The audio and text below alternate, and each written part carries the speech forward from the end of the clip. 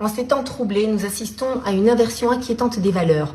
Certains prétendent être un peuple pour légitimer un projet politique fondé non sur l'histoire, mais sur la négation et la destruction de l'État d'Israël. Et puis, il y a les vrais peuples, les peuples anciens, les peuples enracinés. Le peuple kabyle en fait partie. La Kabylie porte une histoire millénaire, une langue, une culture et une identité forte, forgée dans la résistance et la fidélité à ses racines. Ce peuple a un droit légitime à l'indépendance.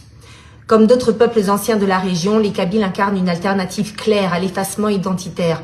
S'ils avaient accédé à la souveraineté à laquelle ils aspirent, le bassin méditerranéen aurait compté un rempart de plus de peuples libres et enracinés.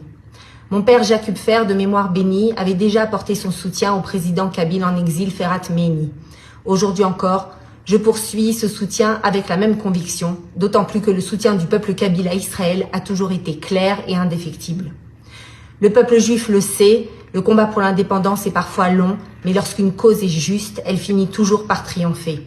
Alors depuis Jérusalem, capitale éternelle du peuple juif, j'adresse au peuple kabyle mon soutien et mes vœux de réussite.